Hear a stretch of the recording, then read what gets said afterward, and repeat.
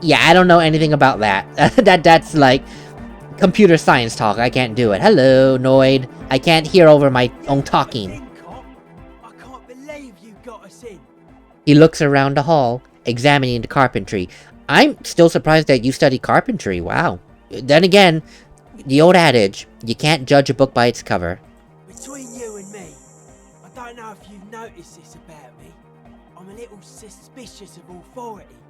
But you really came through for the hardcore underground.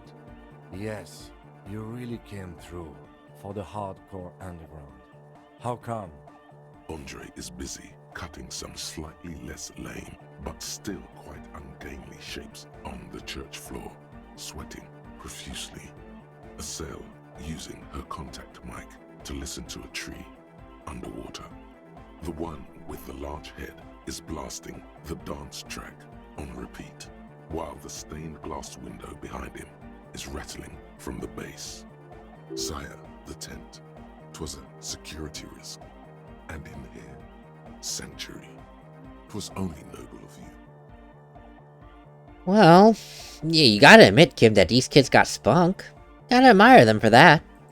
Okay. The lieutenant keeps it laconic. Noid, what do you think about this church? It's a miracle of carpentry.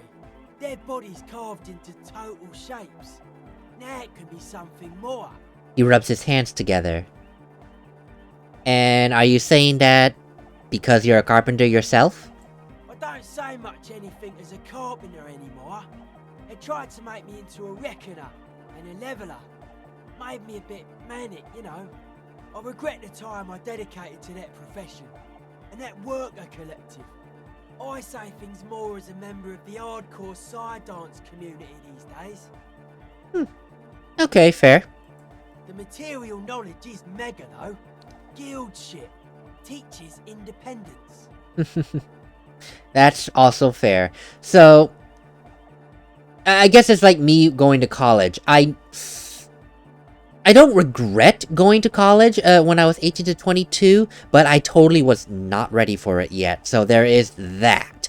But the experience I gained from being there has followed me and has helped me. So I get his mindset there about not liking the carpentry teaching, but absorbing and acknowledging the experiences he earned from it.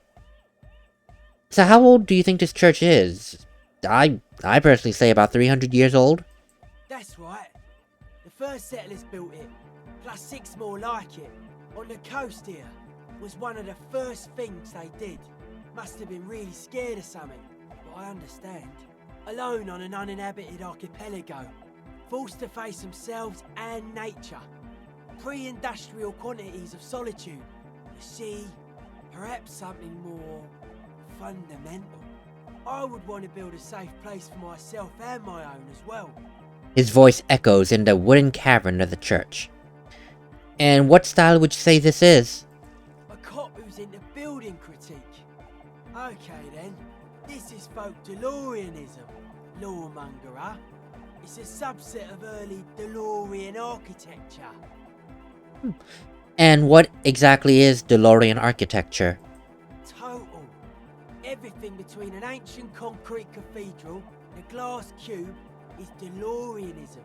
This is just an homespun version of it. Folksy stuff. Early mass production. They made thousands like this.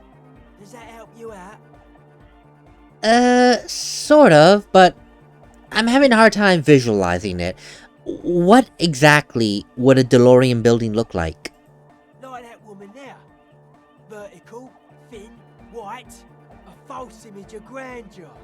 The source of the system is up there. You're at the bottom. They really dug that power vertical. Like to show off large and intricate structures. Arches, spires. Put you down with them. They were really into painting everything white too. Virginal shit, you know. Marriage shit. Virtue and tyranny. Okay, you know what? I can see what you're going with that. I really can. Tall, imposing, very vertical, very grand. Oh god, I almost dropped my mic. Very grand. And there is that stained glass window of her Innocence Dolores Day. Very big, grand, majestic. And then here we are as regular little people, you know, small. Don't amount to anything in this sacred, large, grand hall. And yet we come here to worship. I can see his idea. I get it. That's his interpretation of DeLoreanism. Yeah, marriage is kind of shit, yeah. Right. He takes a bolt from the toolbox and spits on it before shining it. Though, I have to say, this church isn't painted white, at least from what I can see. Stands to reason it used to be white on the outside, before the sea wind took all the paint off. Year after year, flake after flake, whitewashed clean, then covered in green moss. Slowly peeled by the wind, your skin crawls from the sensation as you look around. Ooh. Oh, you did mention something about this place being built by dead bodies? What does that mean? Dead bodies are perennial plants. Sigma functions have left this place. It's a good thing we came along. The spiritual collapse has been total. Spiritual collapse? I saw some piglets suckling their dead mother. Have you heard this one, cop man? After a short while, they shuddered and went away. They had sensed that she could no longer see them, and that she wasn't like them anymore. What they loved in their mother weren't her body, but whatever it was that made her body live. End of quote. This is an high-quality carcass. The power of anodic beats and hard bass is needed to reanimate it. Huh. Interesting quote. Interesting quote. I saw some piglets suckling their dead mother. They shuddered and went away, realizing she's dead. They didn't love her body, but they loved what it was that made her spirit. And yeah, that's the same with this building. Yeah, you don't, that makes sense. There are like people that find historical buildings and want to save them, not because they're in love with the building, although some of them may be. They're really more so in love with the history, the history behind it. So yeah, I get it. Interesting quote, but it makes sense in that context. I like that, yeah. Where's that quote from? A Sarai-E's man who lived a long time ago, an ancient hardcore brother. Huh. So, are you saying that you're not a big fan of the inocentric system? A 3,000-year-old tyrannical regime of history, built and maintained by hundreds of generations of self-appointed intellectuals. It's false core. The way he says it, the force in false core is invested with 20 kilotons of disgust. Huh. And are you proposing that dance music can help supplement the system? Anodic dance music. Regular dance music wasn't hard enough. And yes, I do. Oh, interesting mindset and concept you got. I'm actually kind of looking forward to it. Oh, and since we're talking about the building, I just have to ask, from your professional experience as a carpenter, what do you think about the glasswork over there? I don't. Fuck are giving me the evil eye. Well, hey, in fairness, you wanted to get inside the church. Kinda interesting that you don't like the stained glass window. I didn't know it was in here. We have to get rid of it. Dismantle it. Can't dance with a giant mass murderer looking at ya. Not a good look for the club. Mellow, man, mellow. No one's a mass murderer. This is a house of love. Mass murder on the floor. Yeah, I get your point, but honestly, these days, who isn't accused of being a mass murderer? Honestly. No one says Arno van Eyck is a mass murderer. The anodic pioneer Rietveld is not a mass murderer. He is not accused of mass murder. Likewise, no one says Jermaine Egghead or Andre are mass murderers. You can live entirely outside that suspicion. Billions of people go about not being guilty of mass murder. Just not her. I see your point. But isn't she supposed to be the embodiment of the world spirit? The world spirit does not have a body. It has organs. Hardcore is an organ of the world spirit. He raises his left hand. This Arno van Eyck track is an organ. The carpentry and glass cutting that built this house are also organs. She's a thief, if you ask me. An organ thief. All innocences are.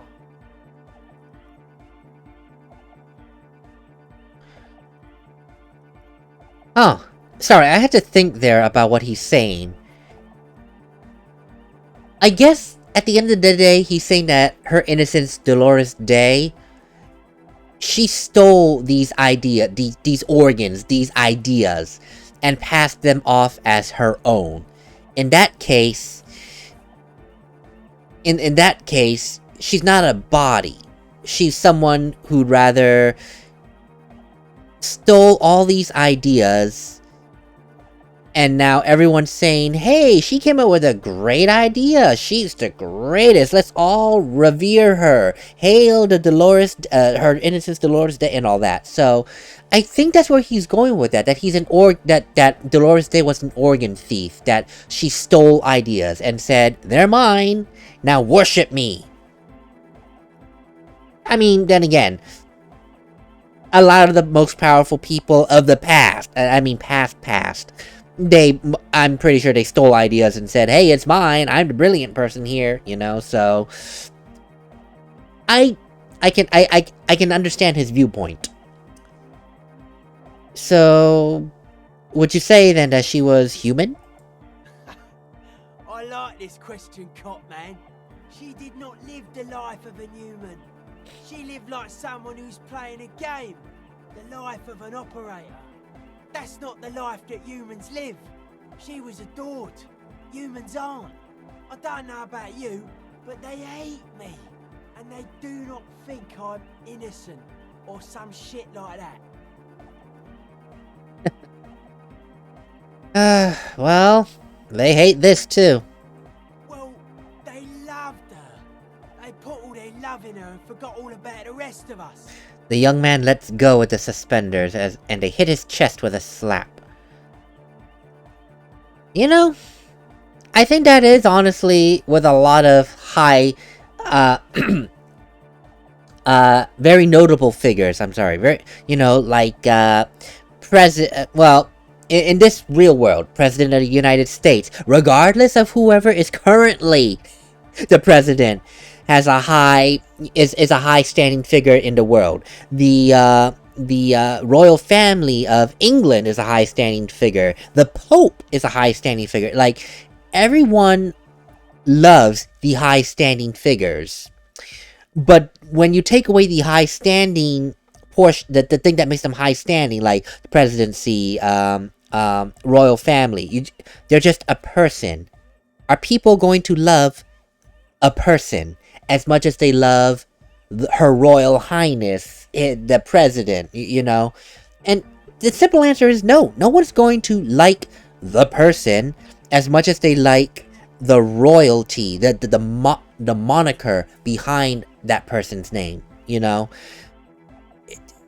Yeah, people love Dolores Day as much as people love the Queen or love the Pope. But yeah, it makes sense. It makes sense. I like that parallelism right there. It makes sense when that he's saying it and you can put it into context with the real world. Have I mentioned that I love this story? I know I said it so many times, but I really do. I really do. I mean, well, not just the story, the writing. I love it. Okay. Well, in fairness, I'm done talking about her. What a strange choice of words. Caustic, overflowing with negativity. That can't be healthy. What's happening here?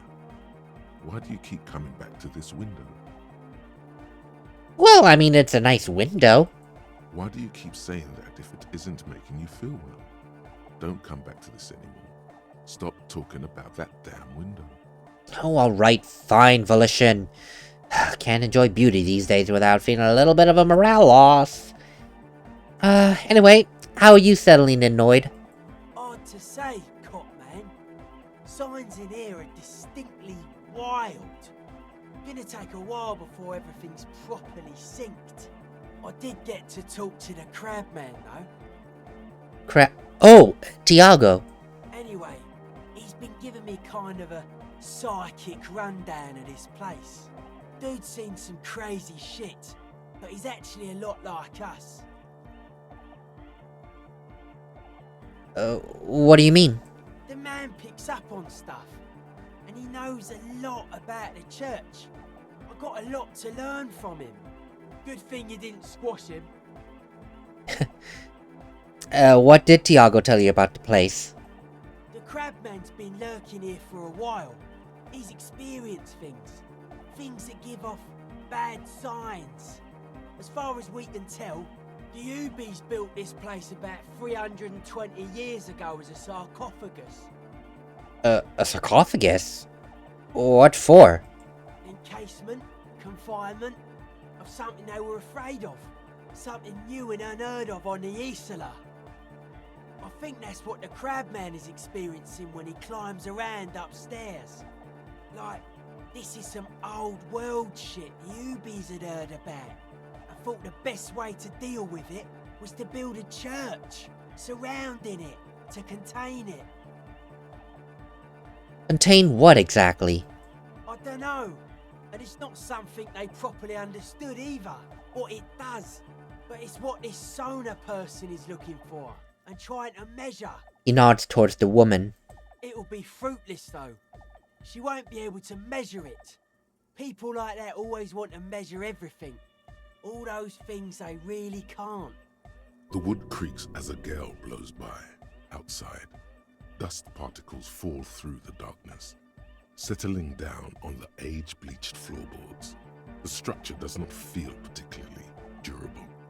I mean, as humans, we are naturally curious about everything, and we want an answer to everything. Even if, ultimately, we will never get that answer. We still try. That's human nature. What makes you think soon it'll fail? Seems to be the trend around here, doesn't it? You can't measure shit like this. It's not like substance. Huh. Well, now that I think about it, there is a doomed commercial area down over in Martinez proper. Do you think it's the same thing as the Ubis we're trying to contain? Like a concentric ring spreading out, the struggling villages. And that is what caused the communards to fail in defending the beachhead. Yeah, a lot of failure has gone down around here. Huh. So you're saying there's some merit to this theory?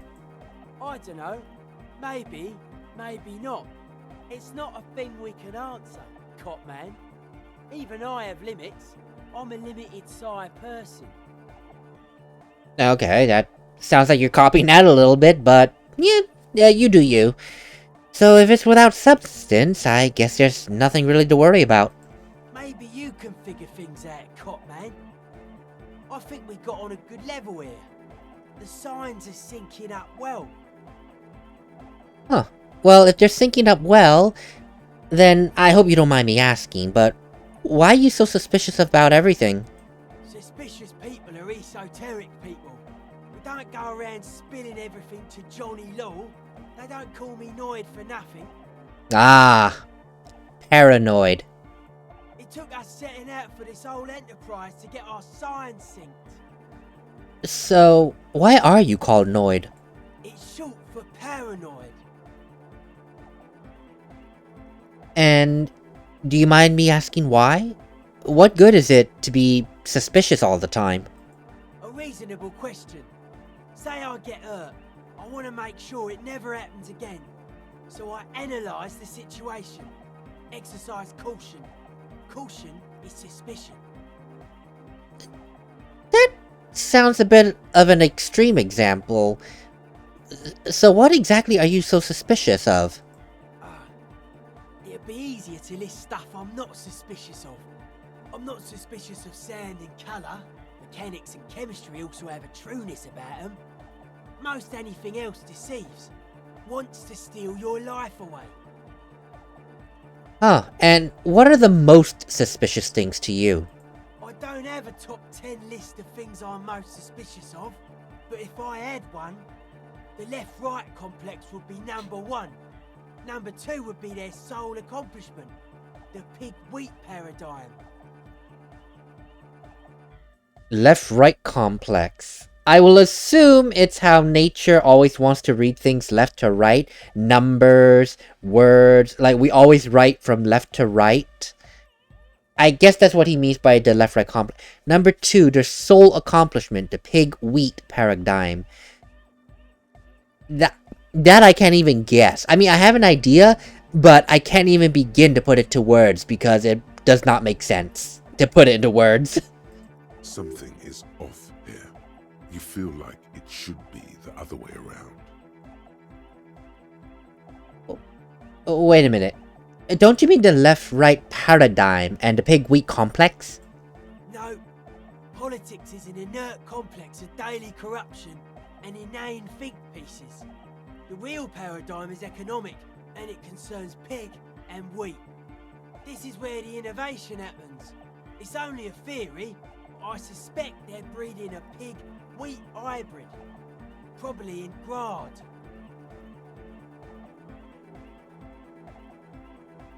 Economics of pig and wheat. So that's supposed to be an economic allegory? Pig wheat? I don't get it. I mean, I'll look it up and see if it is a real concept, but I don't get it. Then tell me more about this left-right business. I prefer not to. Both ask the wrong questions. Any spark of light from either one is accidental. Their combined movement's only concern is producing enough pig and wheat for everyone. The end goal of humanity. The original mistake was assuming that words have more being than bodies. That's what led us astray. Far from our true lives, but we may yet find a way back. Whatever this true life is, you feel it's the real centerpiece of this mythology. And what's so suspicious about the production of pork and wheat? It's our only shit. We should make better use of not being animals or cereal grain ourselves. Well, what's so bad about cereal grain? I mean, having enough food could be a precursor for greater things. Yes, having food is means to an end, but the left never talks about the end, only the means. Caps are likewise suckers, constantly sleepless in worry.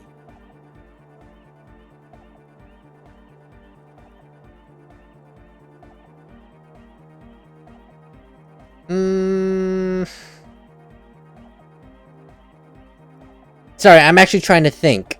Do the left really never talk about the end?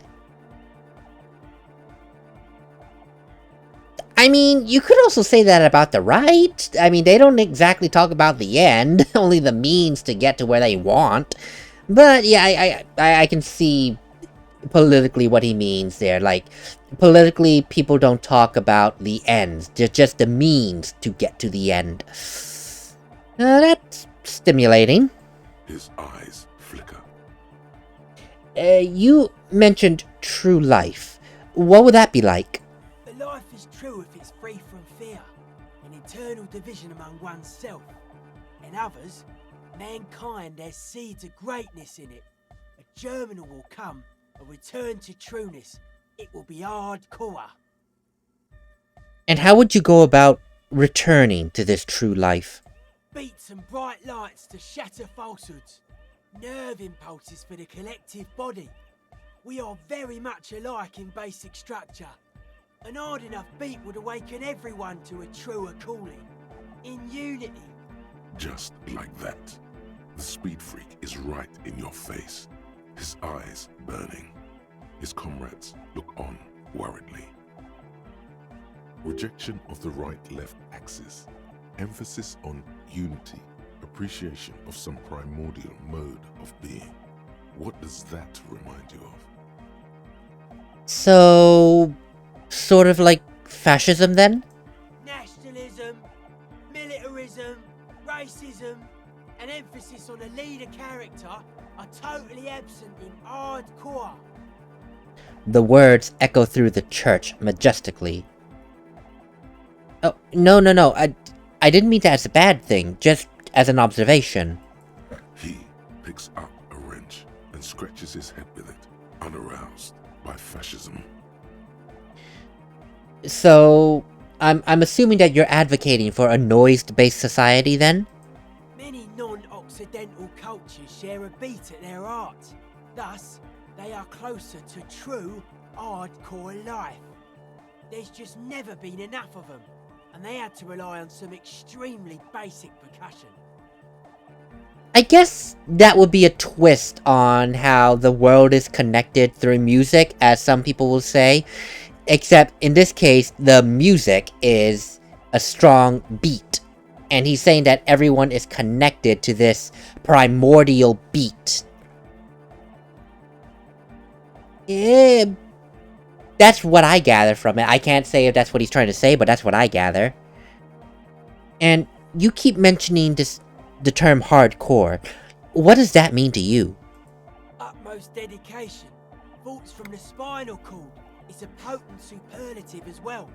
The term also signifies certain varieties of pornography that depict penetration, just so you know.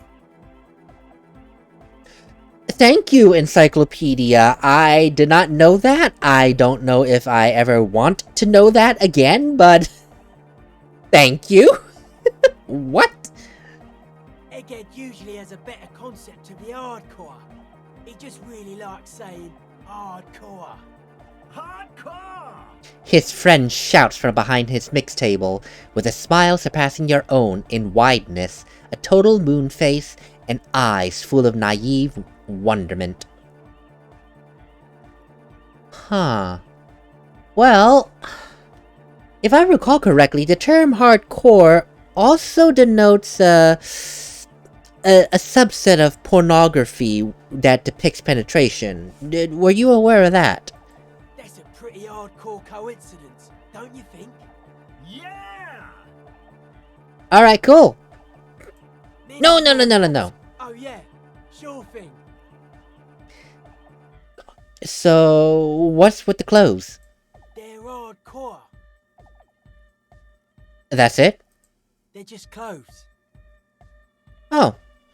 Well, from talking with you, I honestly kind of figured there might have been a bit more to it.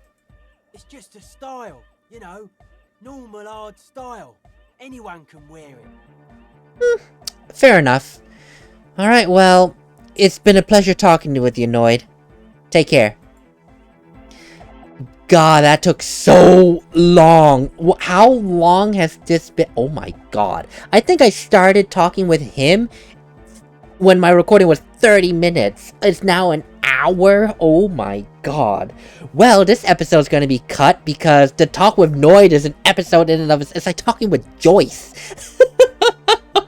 Except Joyce made more sense. It was like historical. Talking with Noid is like trying to talk philosophy with someone. I mean, I get some of his points that he's making, but it's like talking philosophy.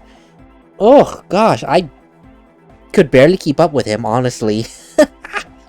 Oh, but yeah, that's enough for this episode. It's almost 10 o'clock, thank God. I can almost get my gun. I just need to keep talking with everyone in here. That might be one more episode, and then I can finally get my goddamn gun. That's all I wanted. Thank you for finally passing that test with Suna so I can open up this time waste. Well, it's not a waste of time because I am getting a lot of good conversations here, but time sink. Okay, time sink. And we will continue that in the next episode. After I split this one in half. Ugh, God. Later, everyone.